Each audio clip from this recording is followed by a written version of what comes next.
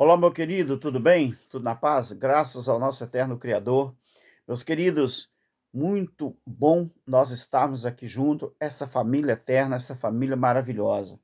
Meu querido, neste vídeo eu quero mostrar para você que quem foi o maior responsável pela desgraça de Jó. Você sabia que a gente, quando estuda a Bíblia, que é a responsabilidade, a gente acaba descobrindo aquilo que a gente quer, aquilo que a gente procura? Jó foi o maior responsável pela desgraça que houve na vida dele e da família dele. Eu vou provar para você na Bíblia. Fica comigo. Até o final desse vídeo você vai ver que eu vou provar. E eu não aconselho a ninguém agir da forma que Jó agiu para que aquela desgraça viesse sobre a vida dele. Fique comigo. Meu querido, preste atenção numa coisa. Em uma época, né, nos tempos do Antigo Testamento, talvez em uma época tão antiga, não é, como a de Abraão, ali a Bíblia diz que viveu um homem muito rico, não é, chamado Jó. Esse homem, ele foi severamente posto à prova e a sua história está registrada em um livro, não é, de poesia, que esse livro também ela recebe o seu nome. Veja bem, meu querido, a condição de Jó, muita gente pode julgar ele como um homem bom ou como um homem mau. Por quê? Porque muitas pessoas nos tempos bíblicos ou no tempo da Bíblia, né, acreditavam que Deus abençoava as pessoas boas e colocava as pessoas más, não é, em situação difícil. Agora veja bem, a nossa experiência diária que nós temos, o que que acontece? Confirma o fato de que, normalmente, uma pessoa que vive de maneira como Deus quer é mais feliz e está em melhor condição do que outra pessoa, cuja vida, né, é dedicada a infringir as leis de Deus. Beleza. Mas existem as exceções, não é? Aí você me pergunta, Roberto, existe exceção? Será que existe, meu querido? Às vezes, as pessoas, elas corruptas, elas enriquecem. Verdade ou mentira? E às vezes, as pessoas boas passam por muito sofrimento. Jesus é o melhor exemplo de uma pessoa boa que sofreu perseguição e, por fim, crucificaram ele, não é? No meio de malfeitores. Ou no meio de ímpios, né? Como queira alguns. Então, vamos observar uma coisa aqui, meu querido. O autor do livro de Jó, ele procura fazer o quê? Ele procura nos apresentar a resposta de Deus para esse problema. Vamos fazer uma narrativa aqui desse enredo. Olha, eu estou aqui com minha Bíblia e eu só vou ler o versículo que vai responsabilizar Jó com tudo aquilo que aconteceu. Tira da sua cabeça que não foi Deus que foi o culpado e nem os vizinhos de Jó que foram culpados pela desgraça de Jó, não. Foi Jó mesmo. E você sabia que está registrado na própria Bíblia que Jó foi o próprio responsável por aquilo que aconteceu com ele? É, meu querido, fique até o final do vídeo e você vai ver. Então, esse enredo, vamos observar esse enredo aqui, que está registrado aqui. É isso aí. Vamos registrar esse enredo aqui para você ter uma ideia. O livro de Jó, ele começa e termina com uma história em prosa, né? É verdade, meu querido. Se você pegar o capítulo 1 e o capítulo 2, e também o capítulo 42, do versículo 7 ao 17, você vai ver que é uma prosa. Mas quase todo o resto está escrito em forma de poesia. Além de ter uma prosa, tem poesias também. Então, os dois primeiros capítulos nos contam que Jó era um homem bom, que perdeu seus 7 filhos, as suas 3 filhas, seus servos e todo o seu gado, quando Satanás, suposto diabo, não é? Fez o quê? Recebeu a permissão do eterno Criador para testar sua própria fé. Olha que interessante aqui. Você acha que fosse um ser físico mesmo e receber de Deus a própria, não é? vamos dizer assim, recebeu a permissão, não é? Para perturbar, para testar, para provar Jó. Agora veja bem, meu querido, preste bem atenção. O Senhor, ele permitiu então que Satanás tentasse Jó ainda mais, afligindo este bom homem com dolorosa chaga, né, de todo, do topo da sua cabeça até a planta dos seus pés. Epa, observa uma coisa. Os três amigos de Jó vieram então para uma visita de uma semana, não é? Para consolá-lo ali da sua situação que ele estava passando, né? Pelas suas perdas, que foram várias perdas, não é? Então, o longo poema, que vai do capítulo 1, do capítulo 3 ao capítulo 31, contém as discussões entre Jó e seus amigos, não é? A respeito das suas perdas e do motivo por que ele está sofrendo. Não é assim que está registrado? O que acontece então? Ele faz, que era o temanita, Bildade, que era o suíta, e Zofar, que era o Naamatita, que é Naamatita, né?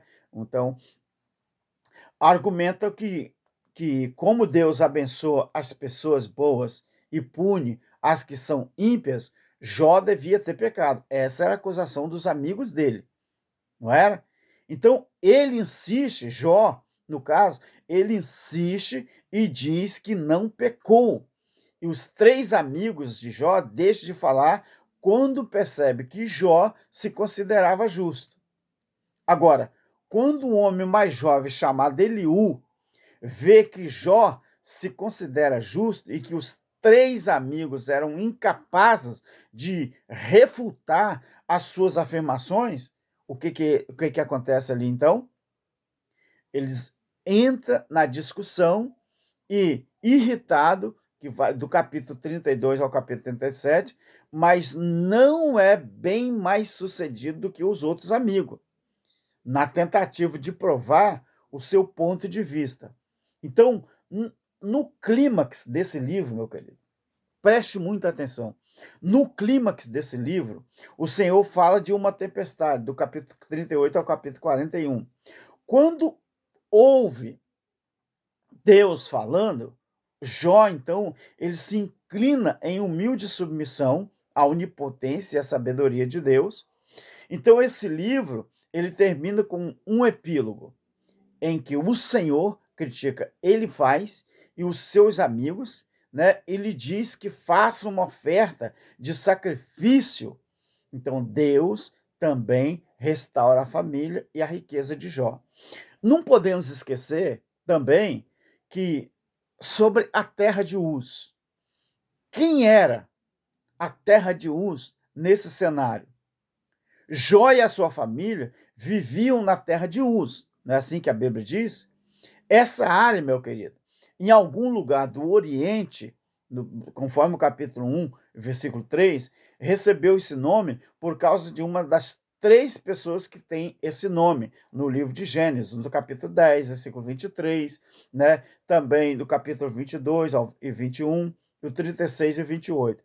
Então, muitos estudos da Bíblia acreditam que essa localidade, não é? Ou essa região, se localizava lá no deserto de Wadi Shihan, né, que era um vale cerca de 320 quilômetros de extensão, a 32 quilômetros de largura e 80 quilômetros, né, a leste de Edom, a nação ao sul do Mar Morto. Então, essa história, não é, de Jó mostra a extensão da riqueza de um homem naquela época, que pode ter sido tão antiga como a época de Abraão. Então, nós observamos que esse cara, chamado Jó, não é? Ele tem uma história muito importante. Agora, meu querido, agora, preste bem atenção. Preste bem atenção no que eu vou te dizer. Eu narrei aqui a história de Jó, narrei? Jó, preste atenção.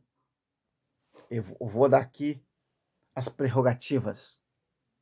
Preste muita atenção. Jó, ele foi atacado violentamente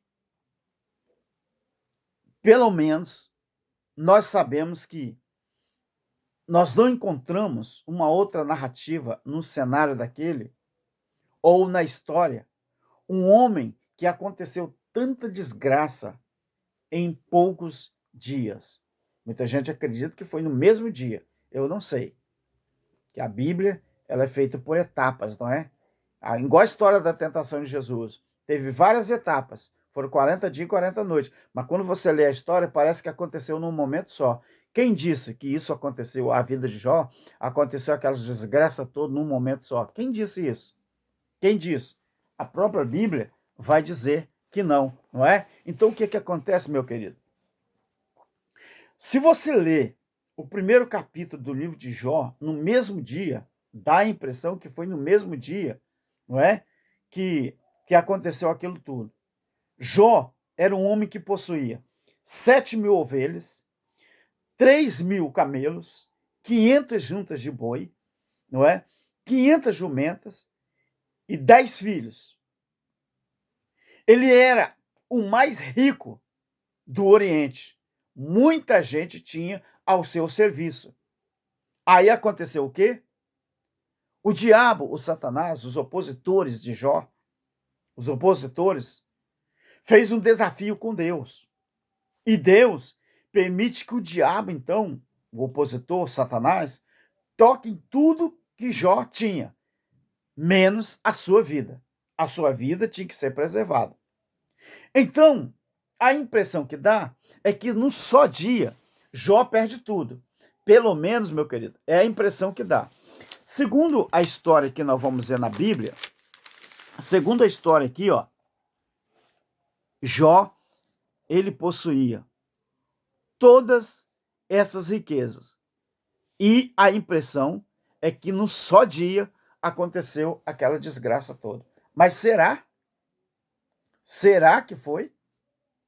Então, as 500 juntas de boi, né? Então ali, ele, o único que sobrou, relata. Matou todo mundo, levou as 500 juntas de boi, matou tudo e só eu sobrei para contar a história. Aí, meu querido, olha, observa uma coisa. Observa uma coisa. Ele fala assim, capítulo 2, ele fala assim, olha, Jó, veio o mensageiro de Jó e disse, versículo 14 do capítulo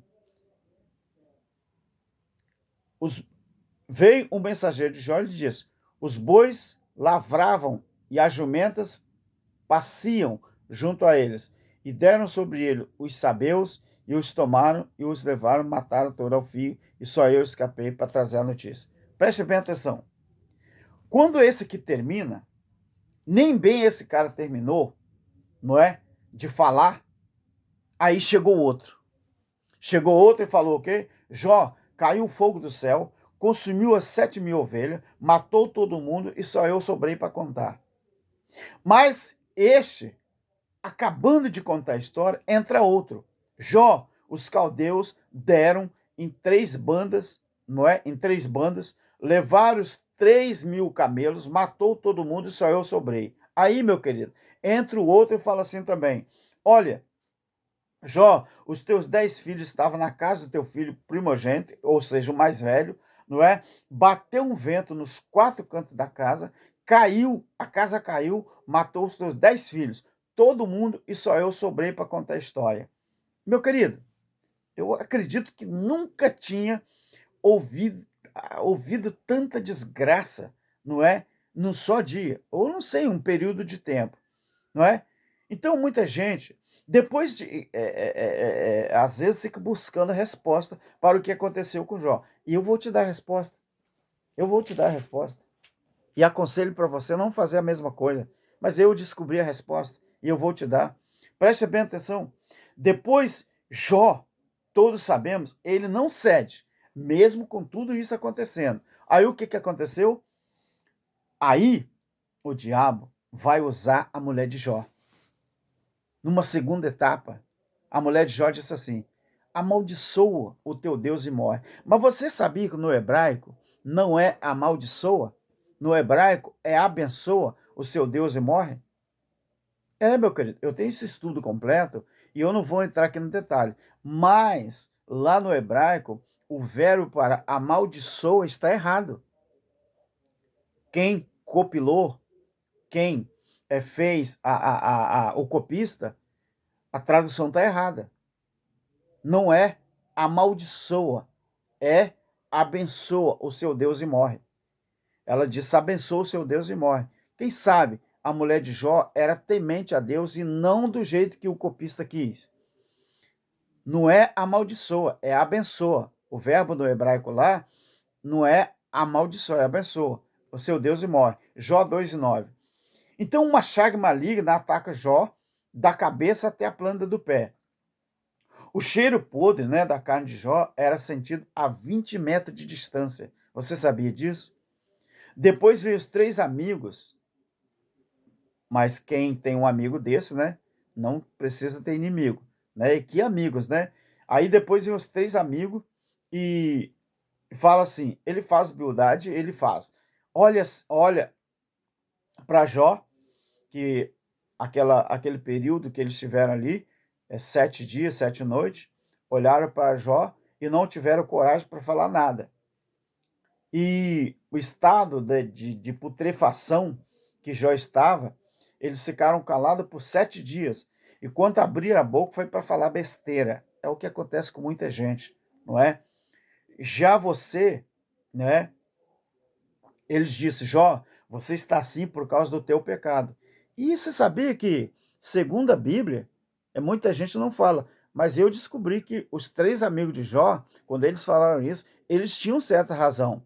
Só que muita gente não quer ensinar isso e nem enxerga isso, talvez, não é?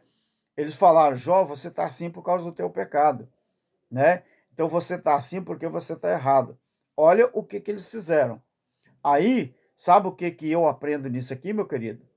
Se Deus não te manda falar nada, fique com a tua boca fechada, não é?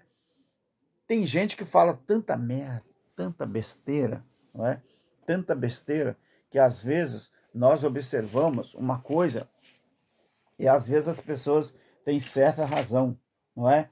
Então, quando nós olhamos aqui no capítulo, aí já é no capítulo 2, o que nós encontramos aqui então? Vamos agora para a Bíblia. Agora que ficar bonito. Mas antes, porém, eu quero te dizer uma coisa. Quando a mulher de Jó fala, eu vou falar o que está do jeito que está escrito. Amaldiçoa o teu Deus e morre. Mas não é assim no original, não. Aí nós vemos no capítulo 19, verso 25, que Jó está todo arrasado. Ele chama pelos criados, ninguém responde. A família abandona ele, porque ele perde 3 filhos, né? Com certeza ele tem primo, ele tem sobrinho, com certeza ele tem muitos parentes, mas todo mundo abandona ele. Agora, o diabo, que eram os opositores, estava contente e diz: agora com certeza ele vai blasfemar. Ele vai blasfemar de Deus, ele vai negar a Deus e vai falar mal de Deus. Mas Jó, ele tinha muita fé. Ele era um homem de fé. Sabe o que aconteceu? Ele tinha uma arma poderosa na época, na sua vida. Então, Jó, ele diz o quê? Jó, capítulo 19, o versículo 25 e 26. Eu sei que o meu Redentor vive e que, por fim, ele vai se levantar sobre a terra. Isso foi o que Jó disse, não é? E ainda que minha carne se consuma, ou seja, consumida, mas nos meus ossos verei a Deus. Preste muita atenção. Preste muita atenção nisso aqui. Agora eu vou te mostrar quem foi o maior responsável por aquilo que Jó passou. Olha aqui na Bíblia. Dá para você ver aí?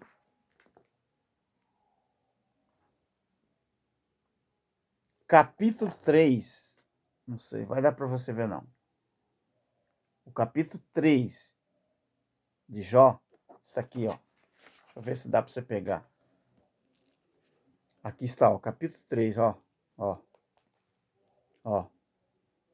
Capítulo 3 de Jó. Tá vendo aqui em cima? O livro de Jó. Olha o versículo 25. Ó. Ó. Jó capítulo 3, versículo 25. Leia aí comigo. Eu vou provar para você que ficou até o final do vídeo quem foi o maior responsável pela desgraça que houve na vida de Jó. Olha o que Jó, ele mesmo disse com a boca dele. O que eu temia me sobreveio, e o que eu receava me aconteceu. O que eu temia me sobreveio, o que eu receava me aconteceu. Agora vamos ao capítulo 1, e o verso 15 e o 17, quem era o diabo que reclamou com Deus que Jó era muito rico, e ele era muito rico, por isso que ele temia a Deus? Primeiro, capítulo 1, versículo 15. E deram sobre eles os sabeus, e os tornaram, e os tomaram. Verso 17. Ainda estes falando, veio outro e disse, dividindo-se os caldeus em 3 bandos. Olha só, os vizinhos de Jó, que também possuíam terra em Ur dos Caldeus, que fazia divisa a terra deles, fazia divisa com as terras de Jó. Eles tinham inveja, com certeza, porque Jó, ele possuía muitos animais, era um patrão que tinha muitos empregados, tinha filhos abençoados, e esses caras aqui, tanto os sabeus como os caldeus, tinham inveja de tanta riqueza que Jó tinha. Quem eram os inimigos de Jó, os satanases da vida de Jó, eram os sabeus e os caldeus. Agora eu te falo uma coisa. Por que aconteceu aquilo com o Jó? Porque pelo fato dele ser muito rico e ser muito bem de vida, ele imaginava que um dia ele viesse a perder tudo, porque Jó não dormia direito. Jó não tinha paz de espírito, porque por ele ser tão rico, ele diz isso aqui, ó: o que eu temia me sobreveio, o que eu receava me aconteceu. Meu querido, tudo que aconteceu com Jó, ele imaginava que um dia ele pudesse chegar nessa situação. Quer um conselho? Quer um conselho? Nunca imagine o mal, porque você acaba atraindo o mal. Você, como filho do Eterno, a situação está ruim, mas nunca pense o pior. A situação está boa, dê glória a Deus. A situação está ruim, não pense que ela possa ficar mais ruim, porque está provado na Bíblia que Deus só permitiu que os sabeus e os caldeus viessem afligir Jó, porque Jó não dormia tranquilo, Jó não tinha paz de espírito. Ele mesmo disse: o que eu temia me sobreveio, o que eu receava me aconteceu. Tudo que Jó temia e tudo que ele receava aconteceu na vida dele. Sabe por quê? Porque o homem que é filho de Deus, a mulher que é filho de Deus, não pode pensar negativamente. Você sabe por quê? Porque nós que somos filhos do Eterno, sempre temos que dar glória a Deus em todas as situações. Nunca pense negativo, mas sempre o positivo. Deu para você entender? Deixa um comentário, então, irmão querido, deixa um comentário assim: Jó 3:25. Coloca aí, Jó 3:25, para você ficar vários dias com isso na sua cabeça e você aprender que tudo que aconteceu com Jó, do capítulo 1 ao capítulo 42, foi ele mesmo que atraiu para a vida dele. Não atraia o mal, atraia o bem. Tá bom? Bota aí, Jó 3:25. Não atraia o mal para sua vida. Não atraia o mal para sua vida. Entendido, meu querido? graça eterna e até o próximo vídeo. Amém.